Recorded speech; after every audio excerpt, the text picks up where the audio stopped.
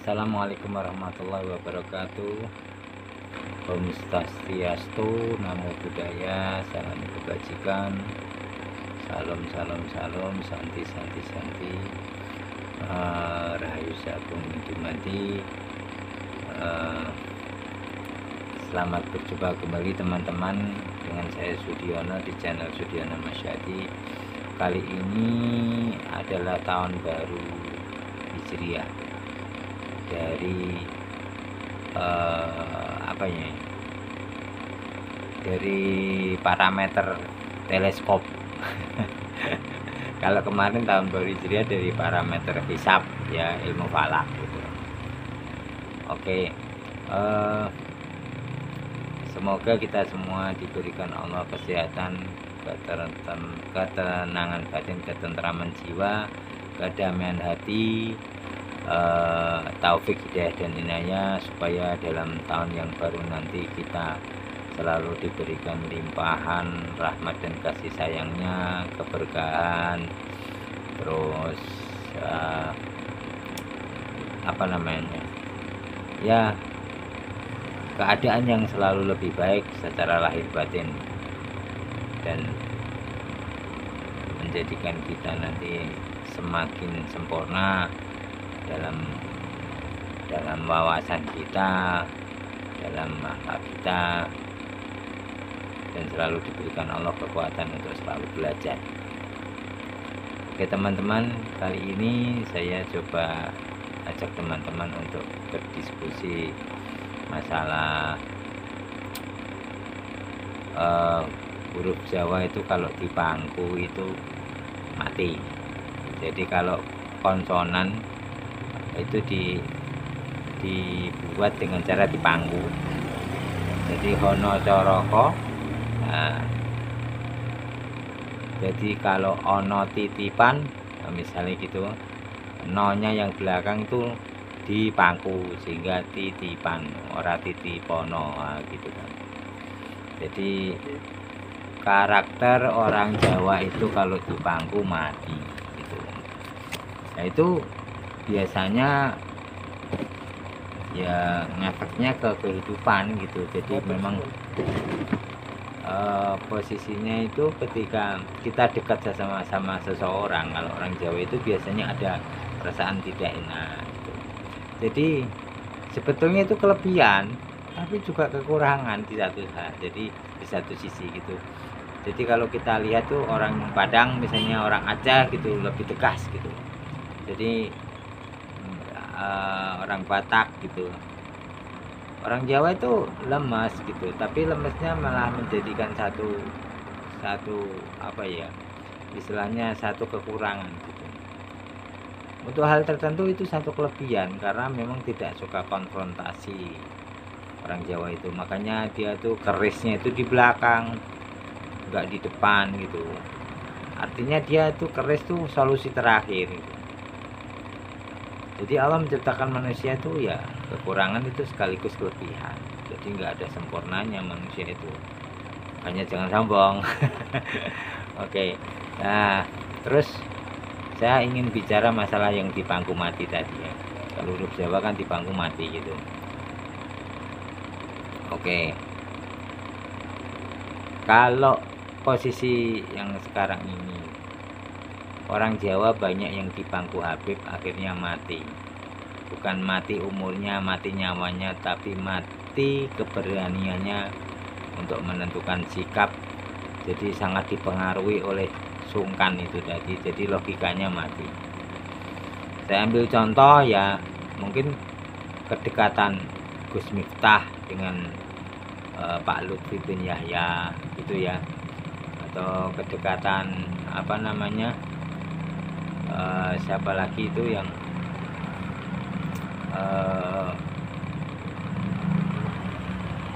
Pak Haji Kiai Haji Miftahul Ahyari dengan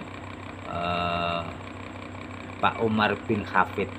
Saya panggil Pak karena posisinya kan ya sekarang ini saya belum bisa mengatakan mereka Habib, orang yang dicintai dan mencintai, karena posisinya masih ditunggu konfirmasi mereka, ditunggu klarifikasi mereka. Itu kalau mereka klarifikasi dan secara jujur mengakui bahwa nasab mereka itu tidak jelas gitu ya, nasab yang hanya ditulis kebenarannya hanya diakui sepihak oleh golongan mereka itu dari kitab-kitab yang ditulis oleh mereka sendiri gitu, leluhur-leluhur mereka. Jadi bukan kitab yang diperkuat dengan kitab-kitab lain yang sezaman yang ditulis oleh golongan lain gitu. Nah itu ditunggu klarifikasi mereka, ditunggu. Nah juga ditunggu keberanian mereka untuk tes DNA. Kalau sudah berani tes DNA kayak Bib Jafar ini, nah kalau Bib Jafar ini yang dari Pasuruan ya kalau nggak salah beliau, atau Sidoarjo, Pasuruan ya gitu, atau Situbondo ya, maaf saya kok kurang itu, kok lupa gitu, tapi itu gak penting, yang penting beliau udah sering di TV kan gitu. Jadi kalau beliau tuh teman-teman pada manggilnya sekarang Bang Jafar, sebetulnya kalau saya sih nggak apa-apa manggil Habib, karena dia memang sudah terbukti dia tuh Habib tuh kan bisa dalam pengertian tidak selalu Sayyid dan Syarif gitu loh. Dan mereka juga dari dulu memanggil diri mereka itu Habib, maksudnya adalah Syarif dan Sayyid yang lebih khusus gitu. Dan karena sekarang itu rungkat gitu ya, jadi ya Habib biarlah, kalau memang mereka itu lebih senang dipanggil Habib, kita panggil Habib. Tapi Habib sekarang pengertiannya kan bukan keturunan Kanjeng Nabi Rasulullah SAW, tapi Habib dalam pengertian pada golongan tertentu keturunan Ubaidillah itu namanya Habib. Dan itu pun juga kita punya syarat kalau mereka itu mau jujur, berterus terang, mengakui keadaannya memang sudah namanya mungkin dari dulunya ada kesalahan, kemudian anak cucunya mengakui kesalahan itu, akhirnya menerima keadaan di mana mereka pasrah gitu, terserah maunya kita mau diapain gitu, malah kita kan nggak apa-apa gitu, kita hormat gitu mainnya. Jadi artinya mereka siap mencintai kita dan kita pun akan mencintai mereka. Jadi gelar Habib nggak masalah, tapi maknanya sudah nggak Syarif dan Sayyid lagi kan, gitu. Nah gitu, kalau itu menurut saya gitu nggak apa-apa, kalau udah terlanjur gelar Habib nggak apa-apa. Tapi yang kita panggil Habib itu orang-orang yang berani jujur, berani klarifikasi, berani tes DNA. Jadi kita salut dan kita hargai dengan panggilan Habib gitu. Tapi kalau yang tidak berani tes DNA, saya tidak mau panggil Habib lagi, panggilnya Pak saja. Hatta dia terkenal seantero dunia kayak Pak Umar bin Hafid ini, kalau nggak berani jujur gitu ya, buat saya ya maaf gitu.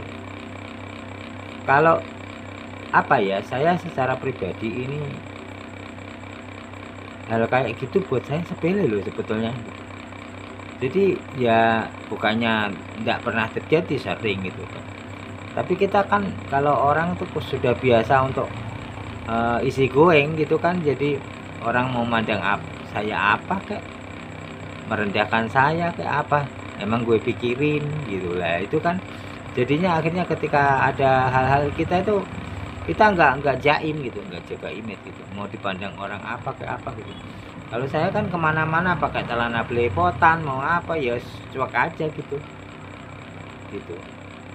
kemana-mana, mungkin acara resmi pakai sandal jepit ya, kalau ingat pakai sandal yang bagus lah. Tapi kalau nggak ingat udah terlanjur sandal jepit ya udah ya terusin aja, nggak apa-apa gitu. Ke tempat yang seharusnya kita pakaian bagus, misalnya ke tempat wisata gitu, nggak usah terlanjur pakai celana yang belepotan, ya udah berangkat aja, nggak apa-apa. Karena kita tidak membiasakan diri untuk menjaga image gitu. Jadi kalau memang orang Jawa itu kadang ajuring eh, diri ana ing lati ajining salira ana ing busana. Lah tapi itu kan nggak bisa dijadikan patokan terus menerus dalam posisi dimana orang itu ada kalanya kita itu harus apa adanya gitu. Kan enak gitu daripada bawa beban selalu menjaga diri kita supaya dihargai orang. Akhirnya ketika ada satu keadaan di mana kita itu punya kesalahan atau apa, kita nggak berani fair, menutupi terus mempertahankan diri terus gitu. Nah, kembali ke masalah tadi orang kita yang dekat dengan Habib, kemudian karena sungkan atau apa nggak bisa move on gitu, kayak Habib Gus Miftah ini kan dia di prank sama Pak Lutfi di prank gitu lah, jadi wah lembutnya minta ampun ya. Tapi kalau kita lihat buktinya pemalsuan makam dan sebagainya kan, terus pencatutan nama itu apa namanya, pengalian nama marga dari marga Diponegoro dialihkan ke Ba'alawi gitu kan, ya ke Yahya, itu kan harus butuh klarifikasi gitu loh. Jadi kita nggak boleh apa namanya, wah orangnya lembut kok sama saya, kok baik sama saya kok gitu. Lah ular juga lembut. telesar ular kan gitu, tahu-tahu gigit gitu, tahu-tahu belit gitu, yang kita udah nggak bisa apa-apa. Jadi banyak orang-orang yang dekat dengan Habib, kayak Mon Sewu, Romo Kiai Buya Yahya gitu ya, banyak juga. Terus anak sulung dari Mbah Maimun, Gus Najih, ini juga kan dekat sama Pak Rizik gitu lah. Aduh bibir ini. Nah gitu. Jadi orang-orang yang sudah pernah dekat dengan mereka ini memang sulit. Dan kita sendiri juga di Rembang tuh terpolarisasi ya ulamanya gitu. Termasuk ya Gus Koyum, maaf ya, kita memang biasa terus terang ya. Kalau Gus Koyum kan agak condong-condong ke Habib juga gitu. Jadi ya menurut saya itu memang ya orang Jawa seperti itu. Kalau sudah terlanjur dekat, susah untuk bilang tidak. Ini kelemahan orang Jawa. Makanya ini tema kita tadi kan, kalau orang Jawa di pangku tuh mati gitu loh. Kalau bahasa Jawa huruf Jawa. Nah, orang Jawa pun kalau di pangku ya mati. Mati keberaniannya gitu loh. Mati ketegasannya gitu. Nggak bisa secara tegas misalnya ini memang salah, bilang salah. Kalau itu temannya itu nggak bisa langsung bilang salah, umumnya seperti itu gitu. Nah, kalau orang Jawa yang sudah agak hilang Jawanya dalam tanda kutip, dalam apa ya namanya, konotasi positif, ya berani untuk bilang oh kamu salah, selesai. Makanya dulu ketika saya sering kumpul sama Habaib, saya dulu sering debat gitu. Pernah juga ketemu apa nama para Habaib di Wisma Al Hakim. Dulu saya pernah kerja di sebuah apotek teman saya yang dikasih tempat di Wisma Al Hakim, itu hotel Al Hakim di itu apa namanya, deket pintu tol kalau ke selatan ke Pondok Gede Jatiwaringin apa iya lupa saya, tapi di situ di hotel Al Hakim itu kan Habibnya itu Syiah gitu. Jadi yang sering ke situ Habib Syiah. Masa itu ya Bib ya, biasa kan saya memandang mereka itu kan keturunan Rasul, jadi saya hormat. Sering diajak ngobrol, kamu orang mana? Orang Rembang Bib. Terus kamu itu kalau sholat subuh pakai kunut gak? Ya pakai Bib. Ya mendingan gak usah pakai. Kenapa Bib? Ya kan kalau menurut keyakinan kami kunut itu haram. Nah gitu kan. Kalau kamu itu kunut itu sunnah ya kan, Ya Beb. Nah daripada kamu lakukan tapi ada kemungkinan itu haram, mendingan kan nggak kamu lakukan, paling-paling kamu cuman kehilangan pahala sunnah kan gitu kan. Masuk kelihatannya logikanya kan. Wah, jadi saya bilang enggak Beb, saya yakin sunnah kan gitu ya. Yang enggak Beb, saya yakin sunnah ya sunnah gitu aja. Kalau Habib kan yakinnya haram, ya silakan meyakini haram. Kalau saya kan yakinnya sunnah gitu. Jadi saya nggak ragu. Kalau saya ragu ya beda lagi, wah ini haram atau sunnah ya, haram atau sunnah ya, mendingan saya nggak menjalani, apa ya, nggak doa kunut. Tapi karena saya yakin kunut itu sunnah dan ada hadisnya gitu loh, meskipun hadis ini nggak apa namanya, nggak terlalu banyak dikenal gitu. Jadi dari ulama Ahlussunnah wal Jamaah kan sudah yakin dengan apa namanya itu referensi tentang hadis yang mengatakan bahwa kunut ini sunnah. Maaf ini agak belepotan nih hari ini ngomongnya, nggak tahu kenapa. Oke. Nah, solusinya apa? Nah, solusinya tetap ya kita berusaha untuk keluar dari zona yang aman gitu. Memang kalau enaknya orang itu di zona aman gitu. Misalnya kita kayak Gus Miftah gitu, dekatnya sama Pak Lutfi, wah zona amannya ya tetap baik gitu. Jadi nggak ada konfrontasi. Soalnya kan nggak pernah ada masalah gitu. Nah itu maksudnya dia. Tapi kan sebetulnya nggak gitu. Kita kan bisa apa ya, bersikap tegas tanpa harus kasar gitu. Jadi kalau soal pendapat kan beda gitu. Misalnya saya gitu dekat dengan Habib A, Habib B itu biasa dari dulu, dari berbagai apa namanya marga mereka gitu. Tapi saya ya kalau nggak setuju biasa, sepurane ya Beb, tapi aku nggak setuju gitu. Menurutku sampean salah, ya biasa gitu. Yang penting kalau kita menyampaikannya itu ya sopan kan, ya nggak masalah. Walaupun waktu itu saya juga masih meyakini bahwa mereka itu keturunan dzurriyyah Rasulullah, tapi saya juga tetap ini soal tauhid ya gitu. Kalau jenengan salah nggak apa-apa, jenengan tuh sudah dijamin surga dengan Al-Ahzab 33 itu kan gitu kan waktu itu gitu.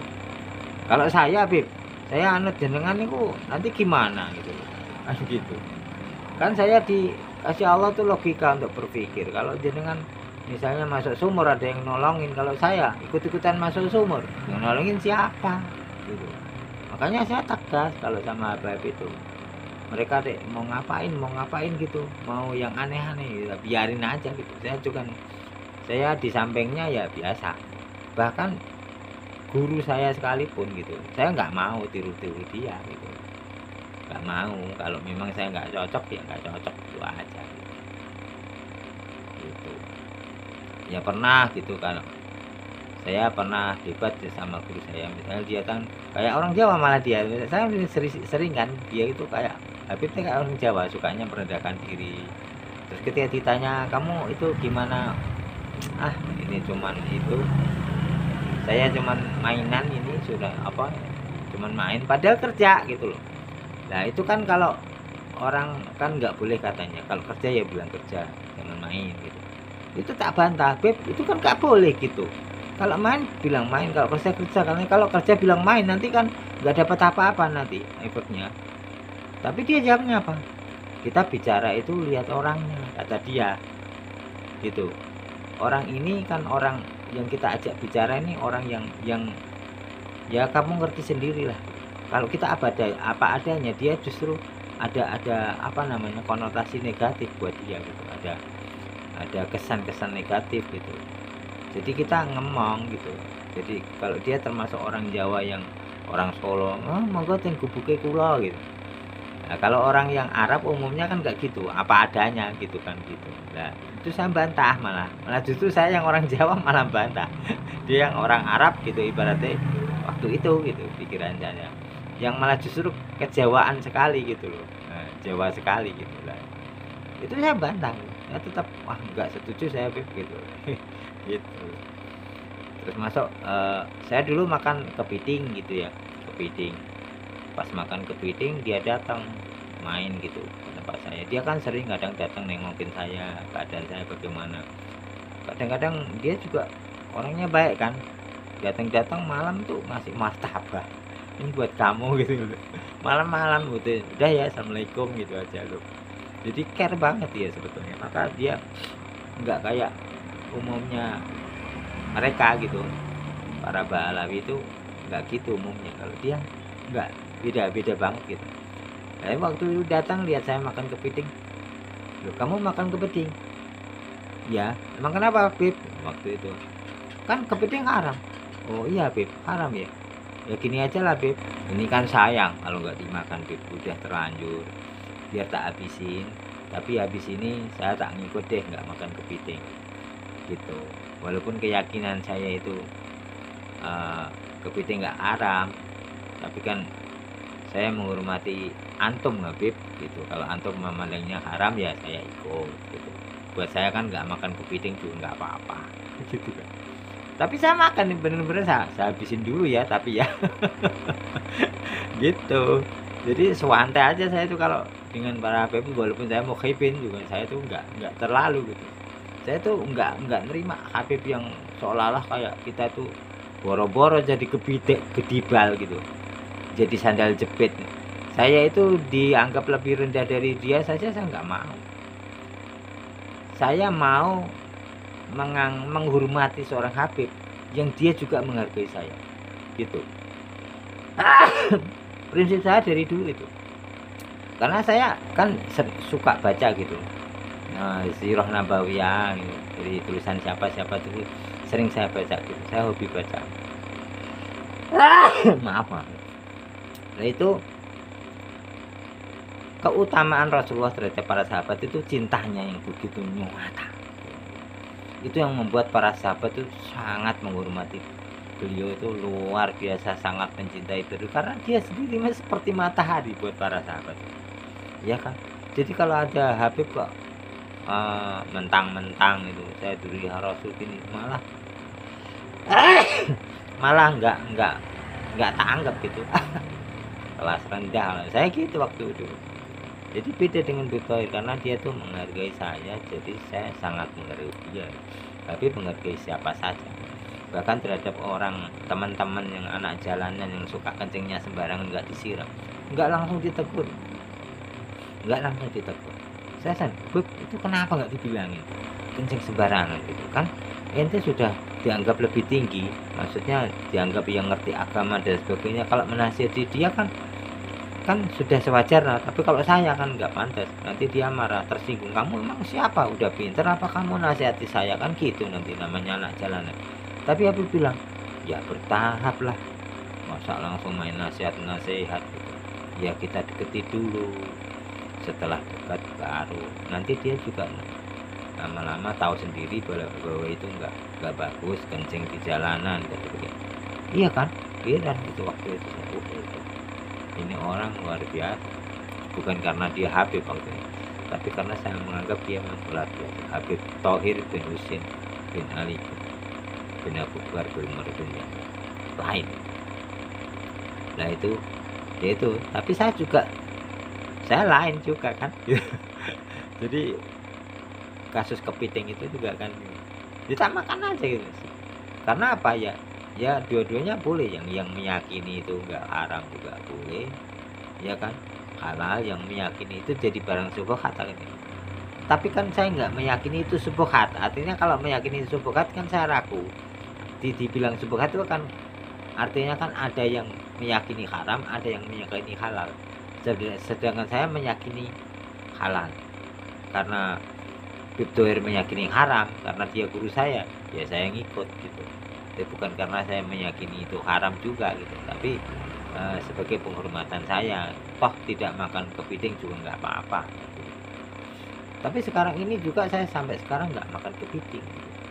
Cuman kalau anak saya dikasih budenya apa gitu kepiting, ya dimakan tak biarin. Anak saya makan tak biarin karena saya berpikir kan menurut saya haram. Sementara anak saya juga mondok, barangkali kiainya bilang halal kan, saya tidak boleh dominan, tidak boleh egois gitu loh, gitu. Jadi relax aja gitu, hal-hal kayak gitu kan. Kita lebih fokusnya ke Allah, itu maha pengampun gitu, maha rohim. Oke, jadi kalau masalah di bangku mati ini memang susah teman-teman gitu. Solusinya agak sulit kalau ini kultur Jawa gitu. Ya kita tidak bisa memaksakan gitu. Gus Miftah harus begini, ya itu kan beda gitu loh. Ya mungkin butuh waktu beliau lah.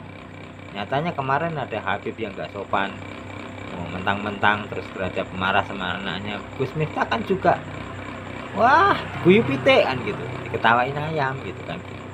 Karena artinya beliau kan tidak membabi buta gitu, dia cuman mencintai Habib yang berakhlak karimah gitu, bukan Habib yang jual nasab dan mentang-mentang gitu. Jadi oke lah, jadi kita juga ngerti lah posisinya Gus Miftah yang udah terlanjur deket dengan Pak Lutfi ini. Nah, tapi memang saya bilang beliau kena prank gitu, kena prank ya kasihan juga sebetulnya kena prank. Kalau saya juga ya sedikit banyak ya sudah berapa puluh kali lah gitu melihat dia Pak Lutfi ini dalam jarak cuman berapa meter gitu kan, melihat dia bicara, melihat apa gitu.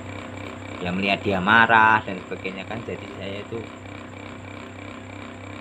kesannya enggak kayak orang-orang yang wah Habib Lutfi bin Yahya Maulana yang lemah lembut.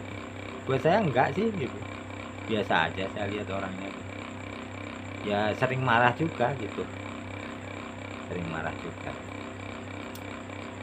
ya.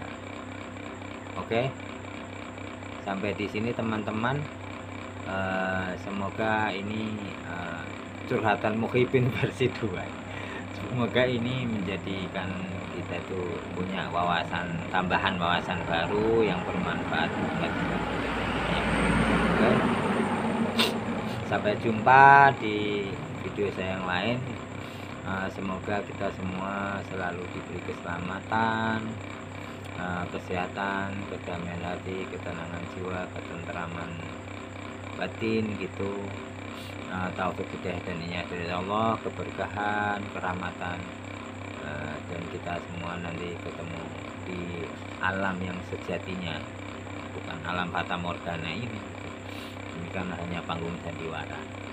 Itu dalam keadaan yang saling senyum, saling berpelukan, gitu. Jadi ngobrol, enakan ngobrol sama temen dalam keadaan sudah nggak ada masalah di surga itu. Sehingga sekarang kan ngobrol masih ada masalah di belakang banyak sekali. Oke. Om Swastiastu, Namo Buddhaya, salam kebajikan, santi. Salam, Rayu Sagung Dumadi. Assalamualaikum warahmatullahi wabarakatuh.